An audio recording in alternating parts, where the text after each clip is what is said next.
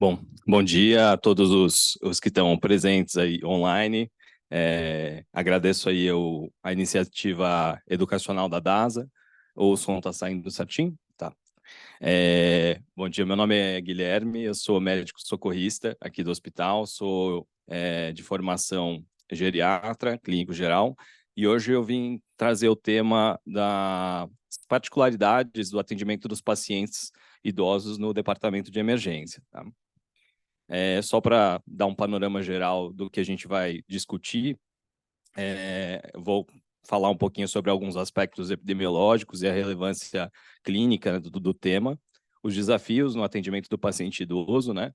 A avaliação de riscos, algumas ferramentas que a gente pode utilizar para sensibilizar a nossa avaliação diante de um paciente idoso sobre risco de eventos adversos, as síndromes geriátricas no departamento de emergência, né, aí importando um pouco do modo de abordar queixas nos pacientes idosos do setting ambulatorial, e a avaliação prognóstica e proporcionalidade, falar um pouquinho, óbvio que a gente não vai esgotar esse tema mereceria um anticlínico só para ele, mas eu acho que tem alguns aspectos que vale a pena a gente destacar, principalmente quando a gente está lidando com idosos muito complexos. Falando então um pouco sobre o aspecto epidemiológico do tema, eu acho que em todas as aulas onde a gente fala sobre geriatria, né, existe sempre um primeiro slide que é discutindo a relevância, né, da gente olhar para esses pacientes com maior atenção, né, e tentar identificar as especificidades, né, que são próprias dessa população. Isso aqui é uma estimativa da Organização Mundial de Saúde, um prospecto. Em 1950, a população brasileira acima de 65 anos era de um pouco mais de 1,5 milhão de indivíduos, chegando a 9 milhões em 2020, com uma estimativa de chegar a 61 milhões, o que corresponderia a 34% da população em números absolutos, né? Então, óbvio que esse vai ser o dia a dia do pronto-socorro daqui para frente, a gente já vê isso no departamento de emergência aqui do hospital, o que é bastante especial em relação ao manejo desses pacientes é que são pacientes, em geral, que convivem com doenças crônicas, degenerativas, incuráveis, não transmissíveis, com uma longa trajetória de doença, com uma série de intervenções e necessidades de avaliações periódicas. São pacientes que eles transitam de um ambiente de cuidado para o outro com muita frequência, eles têm um cuidado continuado, então transição entre ambientes de cuidado é muito frequente nessa realidade, e descompensações frequentes, agudizações de condições crônicas, né, que são manejadas ambulatorialmente, mas esses pacientes são frequentes visitadores do departamento de emergência. E o departamento de emergência é justamente um ponto de contato entre a medicina ambulatorial e a medicina interna, hospitalar, né? E é justamente nesse ponto de contato em que a gente tem que tomar decisões que podem ter um impacto muito assim, significativo na vida do doente, dos seus familiares e da equipe como um todo, porque por trás existe tempo de hospitalização, mortalidade intra-hospitalar, entre outras coisas que a gente vai discutir mais adiante. No cenário atual, cerca de 25% dos atendimentos em pronto-socorro são de pacientes adultos acima de 60 anos, sendo que esses pacientes eles perfazem 43% das admissões hospitalares no geral, sendo 48% das admissões de UTI. E o tempo de internação desses pacientes tende a ser a 20% maior, e a realização de exames, né, a dispensação de recursos em exames complementares 50% maior. Então, não resta dúvida que esse é um tema bastante relevante, com impacto em todas as esferas, assistencial, didática e também, do ponto de vista de gestão hospitalar, bastante relevante. E pensando nisso, eu acho que vale a pena a gente trazer aqui para reflexão alguns desafios, né, que esse paciente traz no departamento de emergência, quais sejam. Esses pacientes normalmente têm um contexto de multimorbidade, né? Coexistência de várias doenças crônicas que interagem entre si, existe interação droga-doença, droga-droga, é frequente que a gente corra o risco de descompensar uma doença compensando a outra. São pacientes que também Então, sob o regime de polifarmácia, a gente vai discutir um pouquinho mais a fundo sobre estratégias de desprescrição, avaliação de medicações potencialmente inapropriadas, mas é muito frequente que a gente veja pacientes usando 5 medicações ou mais. São pacientes que divergem muito em relação aos seus contextos sociais, porque o envelhecimento é um fenômeno bastante heterogêneo, tanto do ponto de vista biológico, quanto do ponto de vista biográfico e social. E é muito frequente a gente ver realidades em que existe uma rede de suporte muito bem estruturada, com familiares engajados no cuidado, profissionais de saúde que se conversam, que têm um plano assim de cuidado bastante alinhado. Mas a gente, por vezes, vê idosos em situação de isolamento social, né? Idosos que são assim, difíceis da gente manejar, ou que a gente tem uma certa insegurança em relação da alta para esse paciente em função de um contexto social aí de menor acesso ao serviço de saúde. Fora isso, também as barreiras de comunicação, elas dificultam muito, né? Seja paciente por hipoacusia, déficit auditivo, né? As afasias, sequelas de doenças neurovasculares. Esses pacientes, frequentemente, isso é sempre martelado em várias das revisões sistemáticas que discutem o atendimento do paciente idoso em departamento de emergência, tem apresentações atípicas de condições comuns. Né? Então, são pacientes em que, em geral, o termômetro aqui do avaliador não deve ser a febre, a dor, a dispneia ou sinais vitais clássicos que a gente vê na triagem, mas sim a falta de apetite, um declínio funcional, uma mudança na rotina, mudança no comportamento, queixas vagas de uma maneira geral que sozinhas elas não conseguem de fato fechar um critério diagnóstico para a gente chegar na etiologia do problema, mas que muitas vezes demandam uma intervenção sem a gente ter um diagnóstico muito preciso. E falando um pouquinho sobre a precisão diagnóstica, existe um paradoxo no atendimento desses pacientes, porque eles são, de fato, os pacientes que mais demandam recursos no atendimento, tanto no ambiente de hospital, assim, de pronto-socorro, quanto de enfermaria, mas são pacientes em que, frequentemente, os diagnósticos são menos precisos, a despeito dos recursos dispendidos, né? Então, justamente porque existe uma tendência de, vamos dizer assim, várias etiologias concorrendo para gerar aquele quadro clínico, aquela síndrome geriátrica. E esse paciente, esse também é um grande problema que a gente enfrenta hoje em dia, que é a questão do prontuário não unificado, do paciente que está sob um cuidado multissegmentado. Então, frequentemente, esse paciente ele é visto por vários especialistas, muitas vezes ele não tem um geriatra que cumpre, muitas vezes, o papel de fazer um gerenciamento do cuidado, e a gente perde informações valiosas por conta dessa multissegmentação. Isso claro que compromete a segurança do paciente, muitas vezes, sobretudo quando um contexto de cuidado não é muito favorável. A gente tem muitos casais de idosos, pessoas que envelhecem juntas, às vezes as duas numa condição de dependência muito grande, e isso acaba dificultando também a avaliação. Mas eu acho que a maior parte dos colegas que estão assistindo aqui trabalham em pronto-socorro, tem noção, né, mais ou menos, dessa problemática. Existe algo, assim, embasado, né, vamos dizer assim, em evidência, que possa ser utilizado para a gente checar melhor a vulnerabilidade geriátrica desse paciente, fazer uma melhor avaliação prognóstica dentro do pronto-socorro? E a resposta é que existem alguns instrumentos, eles têm sido criados principalmente em ambiente de hospital dia geriátrico, mas também dentro das internações. Eu vou mostrar algumas experiências que a gente teve aqui no Brasil e no mundo. Quanto às ferramentas de avaliação, a gente, muitas vezes, o pessoal da enfermagem mesmo e da equipe médica está bastante habituado a lidar com scores de alerta precoce, gravidade clínica, que ajudam a estruturar os fluxos dentro de um pronto-socorro, né? E a gente alocar os recursos para o paciente que precisa mais urgentemente do nosso atendimento, da nossa intervenção. Um exemplo, por exemplo, é o NIOS-2, que é um dos mais estudados, inclusive dentro da população geriátrica, tá? Mas existem scores de vulnerabilidade geriátrica, que, independente daquela condição clínica ser uma condição mais grave ou não, esses pacientes eles podem ser pacientes sob maior risco pelo simples fato de cronicamente já serem mais vulneráveis. E pensando nisso, alguns scores foram criados ao longo dos últimos anos, sendo os mais frequentemente citados na literatura o ISAR, que é um score de identificação de pessoas mais velhas sob risco, e a ferramenta de rastreio de risco, né, na triagem, que é o TRST. O primeiro, em geral, envolve um questionário que o paciente mesmo responde, 6 itens, e o segundo, ele é respondido por alguém da equipe da enfermagem.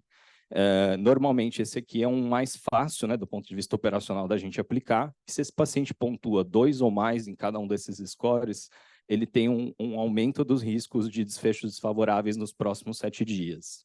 Aqui no Brasil, a gente teve uma iniciativa que veio como consequência da tese de doutorado do Dr. Pedro Curiatti, que foi o ProAid, que surgiu a partir de um programa de pronto-socorro geriátrico bem assim estruturado, né, com protocolos institucionais definidos, mas que procurou coligir os dados, né, de pacientes geriátricos atendidos no pronto-socorro ao longo dos anos, para tentar detectar pontos de vulnerabilidade. Mas o que vale a pena aqui não é a gente ficar decorando score, né? A gente sabe que onde houver uma escala, haverá um geriatra, né? A gente sabe muito bem dessa nossa prática de avaliar as coisas por score, mas o score ele não é um mapa, ele é uma bússola, né? Então ele indica a direção, ele consegue direcionar a gente mais ou menos para onde a gente tem que ir, mas ele óbvio que não vai fazer o caminho pela gente, né? Então a gente tem que usar com, assim, levando sempre em consideração o nosso julgamento e o quanto que o nosso paciente está representado nesses estudos, né? Então, os fatores de maior impacto, o que existe de, assim, em comum entre esses vários scores é que, em geral, eles levam em consideração a insuficiência cognitiva, estados de insuficiência cognitiva, como, por exemplo, alteração do estado mental ou demência, problemas de mobilidade, a polifarmácia, a procura prévia a serviços de saúde, aquele paciente que tem muito contato com serviços de saúde, principalmente em pronto-socorro, critérios fenotípicos, né, mas também mais genéricos de fragilidade, e o contexto de isolamento social, como eu falei, que dificulta muitas intervenções e a gente acaba não tendo a garantia de que esse paciente está recebendo o melhor cuidado. E o objetivo, normalmente, desses cuidados não é simplesmente a gente separar os pacientes entre fichas verdes, vermelhas, amarelas, brancas, mas sim, principalmente, avaliar qual é o benefício da avaliação geriátrica ampla, que é um recurso, em geral, aplicado só pelo geriatra e que demanda bastante tempo. Mas a gente sabe que, mesmo em relação à AGA, né, a avaliação geriátrica ampla tradicional, ela também já foi encurtada para ser utilizada num setting de pronto-socorro. Eu vou mostrar mais para frente. Então, esse aqui é o trabalho que deu origem ao score, né, o ProAge, né, que foi um score desenvolvido, né, a partir de variáveis assim clínicas dos pacientes atendidos num PA geriátrico aqui brasileiro, então ele é mais representativo da nossa população. E ele foi publicado em 2020 e esse score também ele já teve validação externa para contextos, inclusive dentro da pandemia de Covid lá no Hospital das Clínicas. Nesse score, só para colocar como exemplo, a gente tem 6 variáveis, né? Então, é o acrônimo do ProAge em inglês, onde o P é um prejuízo físico, né? Uma perda funcional aguda, aquele paciente que declinou funcionalidade agudamente, paciente que passou por recente hospitalização nos últimos 6 meses, pacientes nonagenários, pacientes com alteração aguda do estado mental, pacientes que tiveram emagrecimento significativo nos últimos 12 meses, e aqui, vamos dizer assim, foi uma manobra que fizeram para incluir 2 critérios, né? Um para predizer mais admissão e outro para internação prolongada, que é o fato de ser homem, RI, e exhaustion, né? Que seria a fadiga autorrelatada, que é inclusive um critério fenotípico de fragilidade. Tá? E vejam vocês que, de fato, os critérios que mais impactam são aqueles que dizem respeito à funcionalidade, a hospitalizações e principalmente alteração do estado mental. Né? Isso aqui não necessariamente agudamente. Então, os pacientes com demência são pacientes realmente mais vulneráveis e esses a gente tem que ficar de olho. E aqui eu só deixei depois para uma consulta posterior, né? Eu posso deixar esses slides disponíveis. Existe uma interpretação de acordo com as faixas, né, de pontuação. O paciente ele é classificado em baixo, moderado, alto ou muito alto risco para admissão, muito baixo, baixo, moderado ou alto para internação prolongada, que é aquela com mais de 7 dias. E esse modelo ele teve uma predição, uma acurácia com uma área sobre a curva ROC de 0,75 para admissão, 0,82 para hospitalização prolongada e posteriormente ele foi testado para predizer óbito intra-hospitalar com uma área sobre a curva de quase 0,9. Agora, falando especificamente sobre as síndromes geriátricas. Então, o score ele conseguiu mais ou menos sintetizar o que a gente deve ver no paciente. Mas eu acho que existem 3 apresentações síndromes geriátricas que vale a pena a gente levar em consideração quando a gente está atendendo o paciente, para a gente deixar passar menos uma condição mais grave, uma condição que a gente tenha subdiagnosticado e que a gente venha colher esses, vamos dizer assim, as consequências do nosso erro mais para frente ao longo da internação. Primeiro é o delírio, né? Então, aqui só para fazer uma revisão rápida do delírio, mas é uma síndrome cerebral aguda, um estado confusional agudo, que é definido pelo Manual Diagnóstico Estatístico, né, da Sociedade Americana de Psiquiatria, na sua 5ª edição, como um distúrbio onde o paciente ele tem um déficit atencional e um comprometimento da consciência, tá? Seja em relação ao conteúdo ou o nível de consciência. Necessariamente precisa ser uma condição iniciada há poucos dias a semanas, né, preferencialmente horas a dias, com flutuação, né, oscilação dos sintomas, né? Então, o paciente ora está mais lúcido, ora ele está mais confuso. E, em geral, o paciente tem um distúrbio cognitivo adicional, né? O que isso quer dizer? Que o paciente ele tem algum outro prejuízo. Então, se ele já tiver um quadro demencial, é como se ele acelerasse dentro da sua demência em poucos dias, né? E sempre lembrando que essa é uma condição que não deve ser atribuível à demência pré-existente, ou uma evolução rápida ou em degraus de um processo demencial, e também deve existir uma evidência de fator orgânico desencadeante, né? Então, o delírio ele tem alguma coisa por trás necessariamente. Se a gente não achou, a gente não procurou o suficiente. E existem estratégias de rastreio, né, do delírio. A mais conhecida, que existe até uma versão para o atendimento em geral, mas também para a UTI, é o CAN, na sua versão mais curta, de 4 itens, em que o paciente ele precisa necessariamente ter um quadro mental de início agudo e curso flutuante, precisa ter alteração da atenção. Então, a gente pede para o paciente falar os dias da semana na ordem, pede para o paciente contar até 20, ou faz um teste de vigilância de letras, né, em que a gente pede para o paciente sinalizar toda vez que ouvir a letra A, uma sequência de soletração de letras. Isso a gente consegue acessar muito facilmente a beira-leito, quando não, às vezes até sem teste, por observar que o paciente não retém atenção. E ele tem que ter, além desses 2 primeiros, ou pensamento organizado ou alteração do nível de consciência. Então, uma oscilação dentro da escala de Glasgow, FOR ou RAS, né? Então, basta que o paciente esteja mais sonolento, desatento, e isso tenha acontecido agudamente de forma flutuante, por exemplo, para que a gente possa fazer o diagnóstico, né, um rastreio positivo e ter uma acurácia bastante razoável. Lembrando que o delírio existem 3 subtipos: o hiperativo, em que é o que mais sensibiliza a equipe de saúde em geral por conta das consequências, né, de agitação psicomotora, e aqui eu coloquei uma ressalva de que a gente deve evitar ao máximo a contenção física por ser também um fator perpetuador da confusão e da agitação. É óbvio que em situações de maior risco para o paciente e para a equipe, a gente vai medicar, mas é sempre tentado uma abordagem não farmacológica e a contenção física é a última medida, tá? Em relação ao hipoativo, aqui vale também uma ressalva de que não só ele é o mais prevalente, como é o menos diagnosticado e, infelizmente, o pior prognóstico. Aquele paciente que, em geral, fica esquecido entre reavaliações, paciente que ele não é visto, se ele está desassistido, se ele está sem um acompanhante, essa condição demora a ser identificada, principalmente em ambiente de enfermaria. Então, algo para a gente ficar sempre alerta e colocar dentro da nossa avaliação diária pelo menos a aplicação desses 2 primeiros critérios que são necessários. E ele pode ser misto, né, quando o paciente ele intercala entre uma hipoatividade e agitação psicomotora. Só lembrando que a melhor abordagem do delírio é impedir de fato que ele aconteça, e a prevenção ela é muito parecida com o manejo não farmacológico do delírio. Então, instituir junto à terapia ocupacional, a equipe de enfermagem e técnicos, ou a hospitalidade, protocolos de orientação temporoespacial, colocando relógio, calendário, trazendo referenciais temporais e topográficos para aquele paciente no ambiente de internação.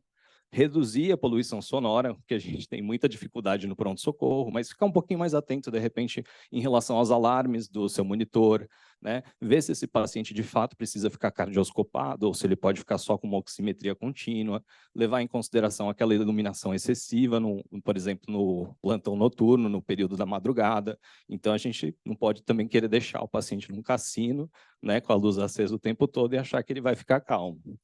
Iluminação natural dentro do possível, ajuste nos horários de prescrição, então evitar acordar o paciente para medicá-lo, fazer aferição de glicemia desnecessária, correção dos déficits sensoriais, então sempre lembrar de manter próteses auditivas, né, óculos, né, então trazer um referencial sensorial para esse paciente, evitar benzodiazepínicos, medicações com efeito anticolinérgico, como alguns antipsicóticos, antihistamínicos, tá? Escopolamina. Então, olhar para a característica farmacológica das medicações que estão sendo administradas e ver se, de fato, elas são medicações que podem piorar esse quadro. E drogas Z, como zolpidem, exopiclona, tá? Corticosteroides, reconciliar os fármacos, e aqui é importante que se esse paciente toma um lorazepam, apesar de eu ter que evitar o benzodiazepínico, a abstinência é um fator desencadeante de delírio também, ou perpetuador do delírio. E o mais importante é a gente educar esse acompanhante, porque ele serve como uma ferramenta de vigilância para a gente, então ele tem que ser educado em relação ao que deve alarmar, né? E do que se trata aquilo, porque é de fato uma das experiências mais difíceis para os acompanhantes ver o seu ente querido, muitas vezes com alteração da personalidade, do comportamento, ainda que ele já tenha alguma experiência por conta de um quadro demencial crônico, né?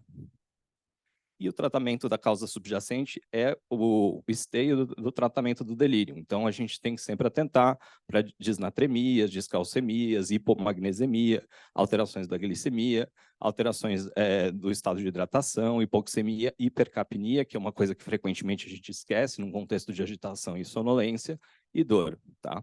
Que também é bastante negligenciado, e principalmente quando o paciente tem dificuldade em comunicar a dor por comprometimento cognitivo, a gente muitas vezes até lança mão de analgesia empírica, né, no sentido de tentar eliminar esse como um fator de perpetuação do delírio. E, em último caso, quando as medidas não farmacológicas falham ou dentro de uma perspectiva operacional, eu preciso conter aquela agitação mais importante, a gente lança mão de antipsicóticos de meia-vida mais curta, como a quetiapina e o haloperidol, numa dose baixa, sempre reavaliando o paciente a cada 20 a 30 minutos.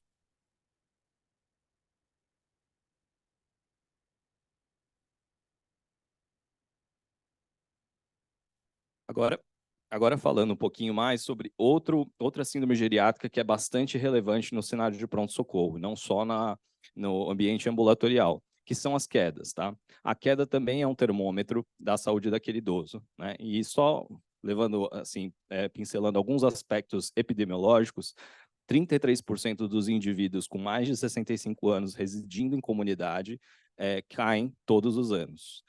Quando a gente fala da faixa etária dos muito idosos, acima de 80 anos, são 50% dos indivíduos com pelo menos uma queda nos últimos 12 meses. Então, é um problema muito prevalente. Tá? Em instituições de longa permanência para idosos, esse índice chega a ser 2 a 3 vezes maior, então isso é algo para a gente sempre levar em consideração. Pacientes de PS que vêm das instituições, das casas de repouso, frequentemente eles vêm sem história de trauma, então a gente tem que sempre desconfiar que esse paciente possa ter caído, né, mesmo que isso não seja relatado pela equipe da remoção. Né? Então é algo para a gente sempre ficar de olho, né, porque pode trazer consequências muito ruins e dificultar o nosso manejo no pronto-socorro. E 1 em cada 5 dos idosos, né, quando tem uma queda, tem uma lesão significativa o suficiente para levar esse paciente a algum tratamento, alguma intervenção mais específica. E a gente tem como consequências o declínio da funcionalidade, diminuição da qualidade de vida por dor, né, limitação da mobilidade, visitas mais frequentes ao pronto-socorro e aumento da mortalidade, sendo que pelo menos 1/3 desses idosos que recebem alta do departamento de emergência experimentam um desses desfechos nos próximos 3 meses. E eu gosto de deixar aqui também a definição de queda, porque apesar de parecer uma coisa banal, né, para muitos não é intuitivo que o paciente que não tenha chegado ao solo caiu. Tá? E depois eu vou mostrar porque também essa definição é interessante.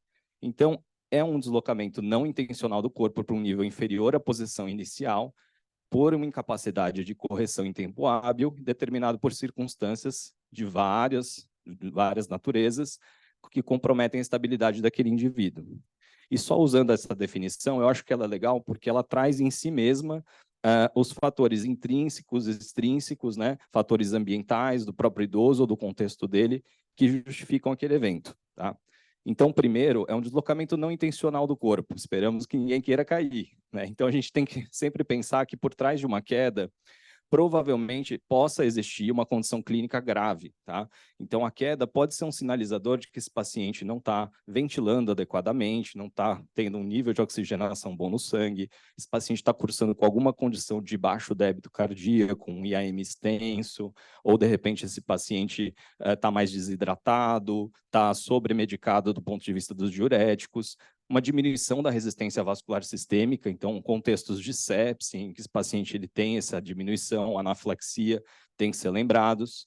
Distúrbios metabólicos, né, que afetam, vamos dizer, como um todo, o sistema nervoso central, como as disnatremias, a hipercalcemia, distúrbios da glicose, acidose, encefalopatia hepática e o próprio delírio, né, porque prejudica, né, em alguma medida o paciente pode ter uma perturbação da senso-percepção, com ilusões, alucinações, e ele acaba, vamos dizer assim, navegando em território imaginário, né, muitas vezes.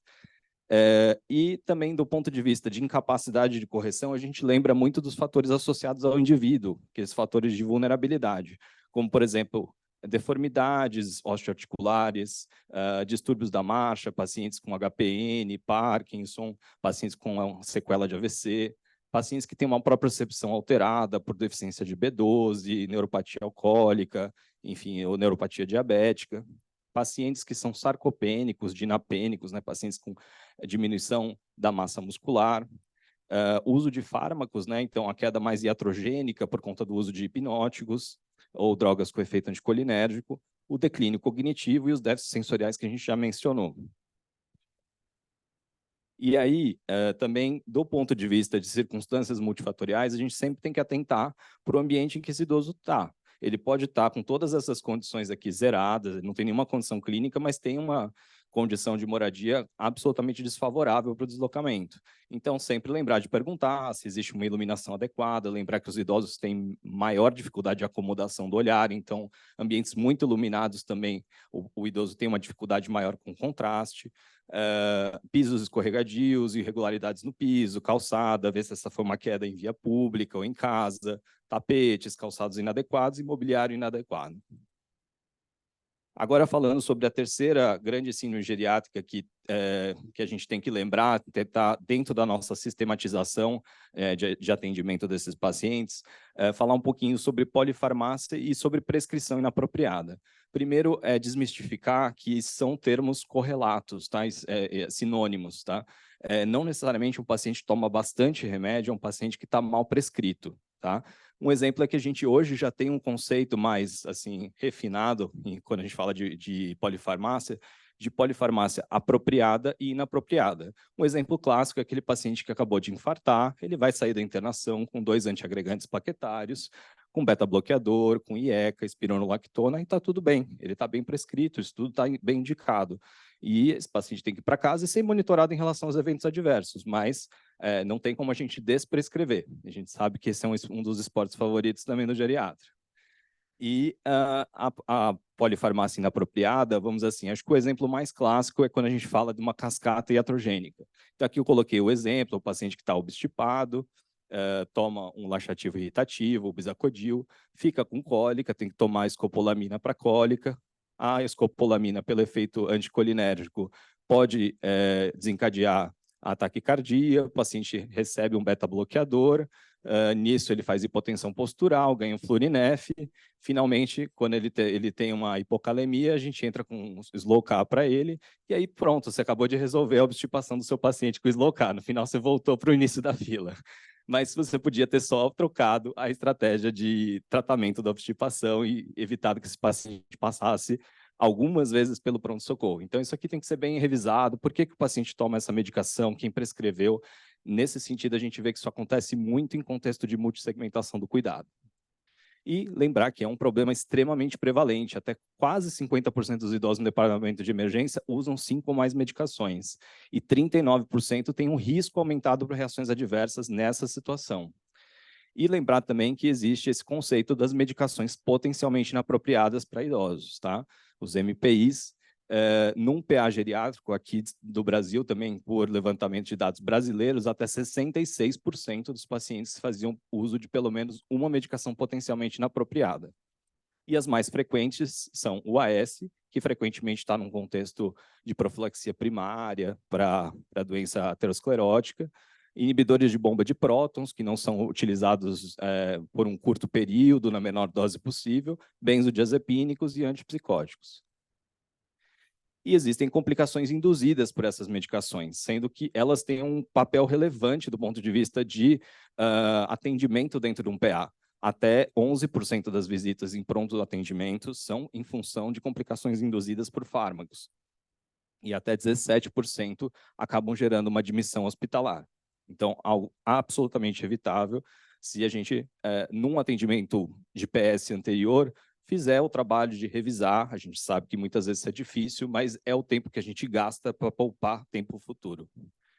E aí, principais ferramentas para avaliação das medicações potencialmente inapropriadas, a gente tem 2 critérios que são mais consagrados, que são os critérios de Beers e o Stop Start Criteria, que é inclusive muito interessante porque ele não só aborda o tema da desprescrição, da interação medicamentosa, mas também o tema da inércia terapêutica, que é muito frequente na geriatria. Pacientes não receberem profilaxias, anticoagulação para uma FA com Chades-Vasque alto, porque são caidores, sendo que existe evidência de que isso não contraindica. Então, é legal a gente revisar também as indicações de medicar aquele paciente idoso também. Tá? Só colocando aqui, eu acho que o Beers é o mais conhecido e ele é interessante porque ele mostra, ele tem 5 tipos de tabela. Tá? Ele começa aqui nessa tabela 2, descrevendo, por exemplo, as medicações consideradas potencialmente inapropriadas. Então, por exemplo, ele dá o exemplo da mildarona, né? Então, de uma maneira geral, ele faz isso por sistemas cardiovascular, endócrino, tudo. Então, falando só sobre o remédio. Se você tem a opção de entrar com uma outra medicação para tratamento da FA crônica, ok, então tente considerar essa opção. E o que é legal é que ele não te engessa, não te restringe.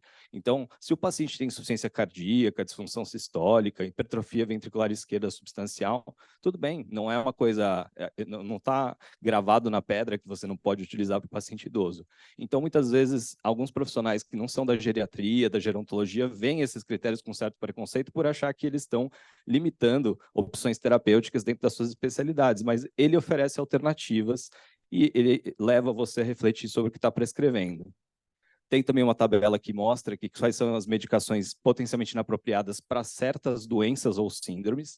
Então, por exemplo, aquele paciente que é caidor, já tem histórico de fratura, talvez não seja o caso de você revisar, ver se existe alguma medicação anticolinérgica na prescrição, alguns tipos de antidepressivo com ação anticolinérgica, antiepiléticos, benzodiazepínicos, enfim, opioides, tá? E ele também coloca medicações que podem ser utilizadas, são muito frequentemente utilizadas, mas têm que ser utilizadas com cautela. Então, por exemplo, alguns antiagregantes plaquetários mais fortes, como o prasugrel, ticagrelor, quais as condições que geram maior risco para fazer esse tipo de antiagregação, tá? Então, como eu falei, não é um critério proibitivo, ele não define conduta, mas ele leva o médico que está consultando ele a refletir. Houve uma atualização, né? Então esse que eu coloquei aqui na apresentação é o de 2023, a última tinha sido em 2019, e é muito interessante, são 19 páginas, consulta fácil, e eu deixei aqui também o link para acessar no slide anterior.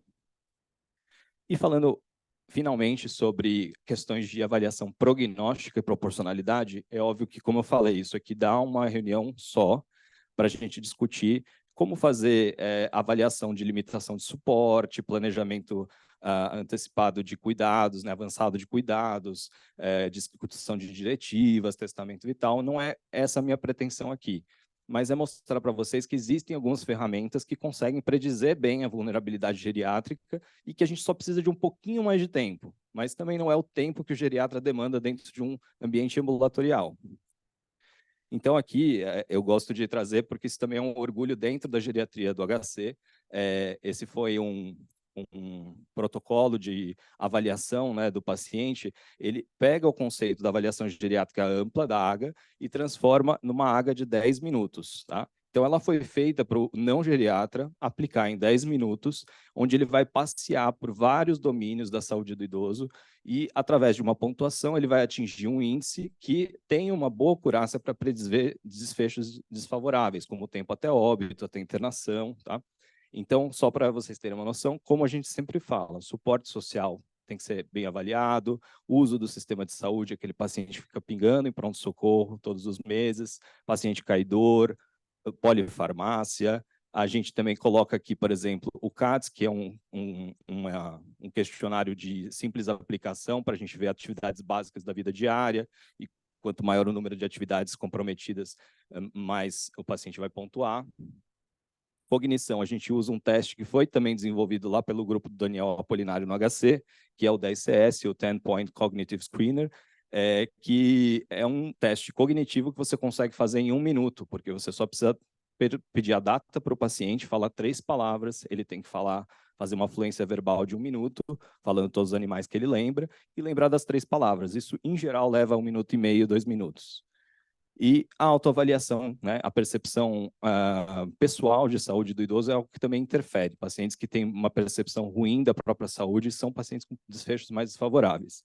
E a gente faz uma aplicação também, um GDS, a escala geriátrica de depressão, de 4 itens, o GDS-4, também para avaliar sintomas depressivos, que também são relevantes nesse contexto.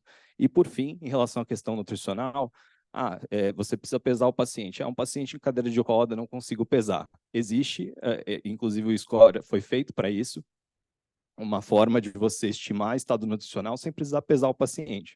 Medindo, por exemplo, a circunferência de panturrilha, e se ela estiver abaixo de 31, está alterado. Isso pode ser utilizado como um equivalente de um IMC abaixo de 22, que já indicaria baixo peso para o idoso. E a velocidade de marcha, esse é um pouquinho mais desafiador, porque você tem que colocar o idoso para caminhar numa distância conhecida e calcular o tempo. Mas é algo que pode ser feito com certeza em menos de 20, 30 minutos, que é o que, pelo menos, tempo mínimo que demanda uma avaliação geriátrica dentro do consultório, e isso foi validado para ambientes que são esse ponto de contato entre a medicina hospitalar e ambulatorial, como o hospital dia geriátrico, tá? E, como eu disse, a confiabilidade é muito boa para predizer tempo até esses desfechos daqui. Tá? E uma nota final sobre a questão da avaliação prognóstica: a gente identificou que esse idoso é vulnerável, a gente foi para os termômetros geriátricos da saúde desse idoso, quedas, polifarmácia, delírio, alteração do estado mental, e existe esse critério chamado SPICT. Ele foi feita uma adaptação transcultural para diversos países no mundo, foi criado pelo grupo da Universidade de Edimburgo e foi traduzido aqui, validado transculturalmente para o Brasil em 2016, pelo professor Simões Correia, e ele é um guia para a gente identificar aquelas pessoas que são elegíveis para a gente referenciar para cuidados paliativos ou começar a iniciar uma conversa com os familiares sobre a abordagem paliativa desses pacientes, né? Não instituição de antibiótico de amplo espectro, início de suporte avançado de vida e discutir questões ambulatoriais como via alimentar alternativa e aí por aí em diante, né? Então, por exemplo, é interessante que ele coloca indicadores gerais de piora da saúde, independente das condições clínicas do doente, como as internações não programadas, a capacidade funcional ruim, a dependência, né, física, perda de peso, sintomas persistentes, não respondendo à prescrição ambulatorial. Ou uma solicitação ativa, né, de cuidados paliativos, porque aí é uma questão de valor do paciente. Então, a existência de qualquer um desses critérios tem que deflagrar uma reflexão sobre o que a gente quer para esse paciente, qual que é o objetivo de cuidado. A gente não consegue fazer o caminho se a gente não sabe o destino final. E aí, se a gente define o objetivo de cuidado, a equipe, a família e o doente ficam alinhados, no sentido da gente evitar medidas fúteis, né, e desnecessárias para esse paciente. E o legal é que ele também coloca em 7 condições aqui, também situações específicas para cada uma delas, por exemplo, paciente com IC, classe funcional 3 para 4, né, paciente com falta de ar, dor precordial em repouso e aos mínimos dos esforços, não candidato para o transplante. Então, para você considerar que esse é um paciente elegível para uma abordagem mais focada no controle de sintomas. Aqui eu deixei algumas referências sobre as revisões em relação ao atendimento do idoso no departamento de emergência. E é isso. Obrigado. Eu agradeço a DASA Educa, a doutora Cláudia Bernoschi, pelo convite e pela oportunidade de poder falar sobre esse tema aqui. Obrigada, doutor Guilherme. Eu sou a Adriana, sou vice-presidente do Centro de Estudos, tá? Desculpa do atraso. Vou passar aqui para a doutora Cláudia. Eu também tenho algumas perguntas. Obrigada, Guilherme. Ótima mesmo a apresentação. Eu tinha avisado que ia chegar para encerrar, assim, fiquei impressionada com esse monte de score que tem para idosos. Você falou até que alguns são preditivos de tempo de sobrevida, né? Não sabia que podia chegar a tanto. Eu só queria que você voltasse no slide do ProAge, por favor, porque a gente não tem um score, um indicador que a gente possa monitorar de assertividade com os idosos no pronto-socorro. E achei que de todos esse talvez fosse o mais rápido de ser avaliado na sala de emergência, e a gente talvez ter um destino para esse paciente, um paciente que é mais seguro ir para o quarto, né? Às vezes a gente fica preocupado por um idoso de 90 anos no quarto, mas dependendo do score, acho que a gente podia revisitar isso aí junto com a IUNA, né? E até monitorar essa variável ali de desfecho, de solicitação de atendimento com menos de 4 horas no quarto, se tempo de internação na UTI, acho que valeria bastante a pena a gente talvez incorporar isso no pronto-socorro no repouso 2. Não, com certeza. Com certeza, essa é uma avaliação que tem muito impacto, né? E não só ali no plantão, no departamento de emergência, mas em vários ambientes de cuidado, né? Então, você pode evitar uma transferência desnecessária para o paciente para UTI, ou, de repente, internar esse doente na UTI, quando durante a permanência em unidade de internação ele seria levado pelo time de resposta rápida para UTI, numa condição muito pior. Então, eu acho que é legal porque ele olha para a médio e longo prazo, né, assim, dentro de uma perspectiva hospitalar, e eu acho que isso é bem interessante, né, e o fato de já ter sido replicado, né, já ter sido validado externamente num contexto diferente, né, não de um hospital particular, mas de um hospital público, no meio da pandemia, e o interessante é que esse score, ele mostrou que esses pacientes, muito mais importante que a idade em si, era, vamos dizer assim, as outras variáveis definindo que esse paciente é um paciente mais vulnerável, né, então, da gente não se mirar tanto pela idade do paciente, né, e muitas vezes a nossa avaliação, né, o eyeball, né, essa avaliação mais visual, ela é falha, né, às vezes para mais ou para menos, né, a gente subestima o risco do paciente ou superestima, né. Parabéns, Guilherme, pela brilhante aula. As pessoas estão falando no chat ali, muito boa. Acho que você conseguiu contextualizar todo o nosso cenário mesmo, viu? Parabéns. Doutor Guilherme, eu vou fazer umas perguntas que acho que tipo caseirinha, né? Um exemplo que o senhor falou ali, dos pacientes idosos, né, que vêm no atendimento de urgência e emergência, que pinga a cada mês, por exemplo. Eu sou enfermeira educadora em diabetes, então eu vejo também, tenho bastante pacientes idosos aqui, que eu atendo, e eu já dei bastante estágio em hospital público, né, pelo SENAC. Então, nos hospitais públicos, eu vejo que eles pingam mês a mês pela dificuldade de marcar uma consulta com um especialista, então eles acabam pingando. Já com um paciente que no sistema privado, eles não têm essa dificuldade, como tem o Sistema Único de Saúde, de marcar uma consulta com um especialista. Porém, nem todos marcam. Não sei, na sua visão, o que fazem eles pingar, assim, vem todo mês? Seria muita necessidade, está com um acompanhamento inadequado, né? Assim, não está passando por um geriatra, alguém que conduz direito o tratamento desse paciente. Assim, na sua visão, o que faz? Eu acho que essa é uma questão também, né, como tudo aí, o clichê da multifatorialidade, né, das coisas. Eu acho que existem fatores relacionados ao sistema de acolhimento, sistema de saúde. Então, por exemplo, o hospital dia geriátrico ou hospital dia de maneira geral, ele aqui no Brasil ele está bastante vinculado a serviços de centro de infusão, por exemplo. Então, é um centro onde esse paciente ele pode ser avaliado. A gente tem essa experiência lá no Hospital das Clínicas e ela é muito legal porque você poupa muitas internações e vindas ao PS de atender, por exemplo, o paciente 2 a 3 vezes na semana, semana, enquanto ele está compensando diabetes, né, a insulinoterapia, compensando a insuficiência cardíaca ou fazendo uma investigação acelerada de perda ponderal. Então, esse é um fator estrutural. Eu acho que muitas vezes a estrutura pública ou mesmo privada das operadoras de saúde não permitem retornos, né, num período, como você falou, que seja mais adequado, onde esse paciente precisa ser supervisionado, né? Eu comecei um antidepressivo para esse paciente, eu preciso ter um sódio daqui 3 semanas com eletro, para não ser surpreendido por um QT alargado, uma hiponatremia, que vai levar a uma internação. Então, se eu pudesse ver esse paciente mais rápido, se eu pudesse, né, mas eu vê-lo também, a gente também tem que pensar o seguinte, quando a gente encurta os retornos, a gente aumenta a agenda, e aí a gente também passa a não dar atenção para aqueles pacientes que precisam de uma avaliação mais detida dentro do consultório. Então, é um equilíbrio difícil da gente atingir, né?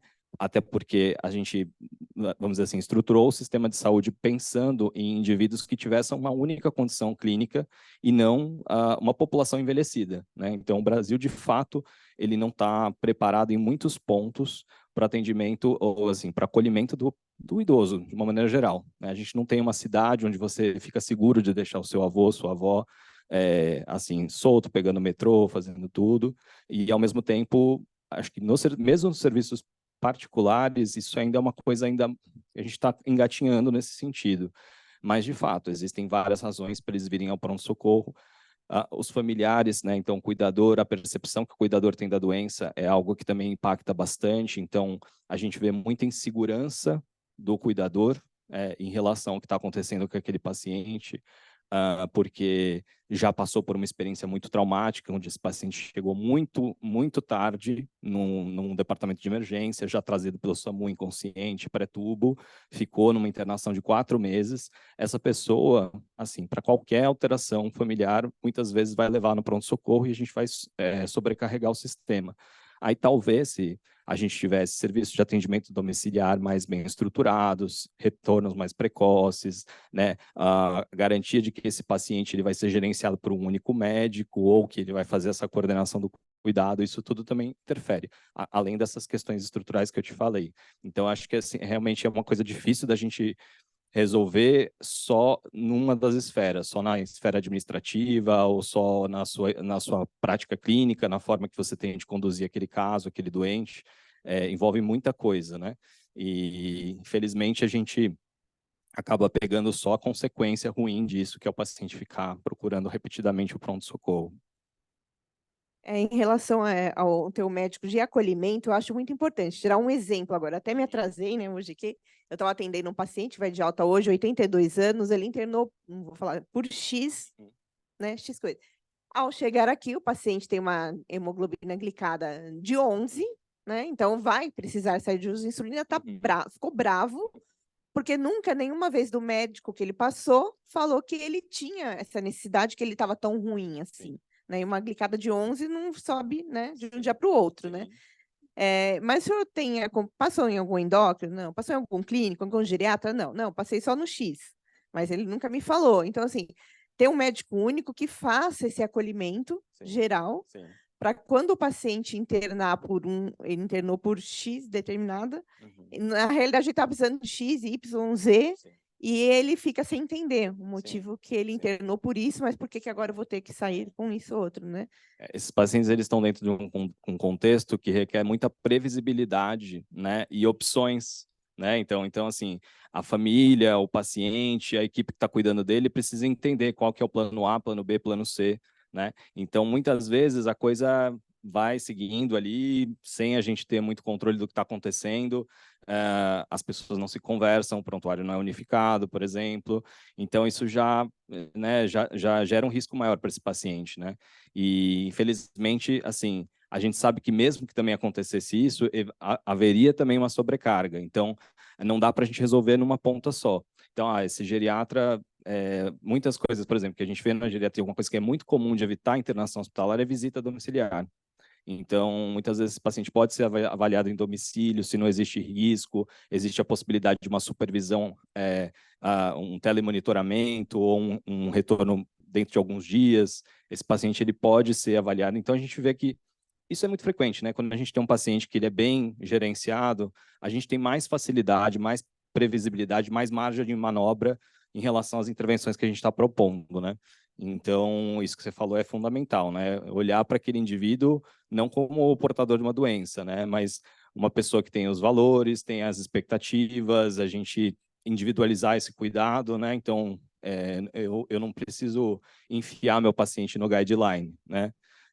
Então, muitas vezes a gente vê isso a especialidade fazendo, e óbvio, eles prestam um papel super importante, a gente precisa muito deles, mas é aquela coisa de parar, respirar, dar 2 passos para trás e ver se de fato tem alguma coisa diferente acontecendo, né? Esses termômetros são legais, eu fiz questão de trazer esses 3, porque são situações que qualquer um pode se deparar no dia a dia, não só no pronto-socorro, mas também no ambulatório, né? E evitar uma visita ao pronto-socorro em função disso, né? Então, orientar esse paciente, olha, vai começar essa medicação, pode ser que você tenha esse efeito colateral, já vou deixar essa medicação aqui, caso você venha a ter isso, né?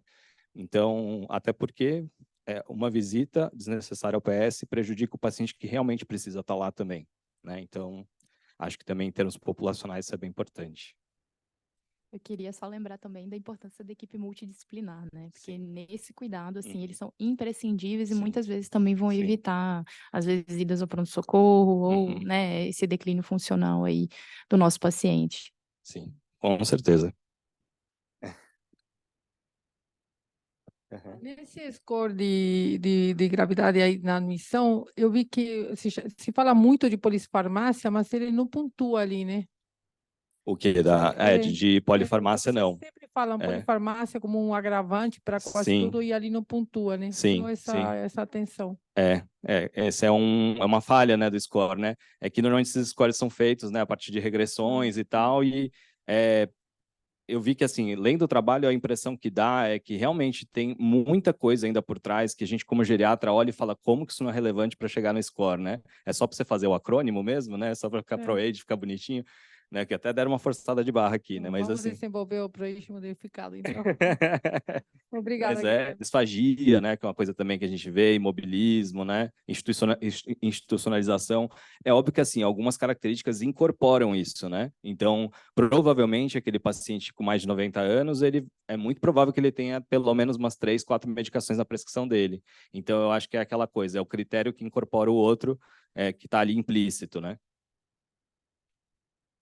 Obrigado, viu, doutora? Tchau, tchau. Obrigado pela atenção. Obrigada. Em nome do Centro de Estudos, agradeço ao doutor Guilherme. Uma lembrancinha, Centro de Estudos. Muito obrigada. Obrigada a todos. Até a próxima quarta-feira, tá?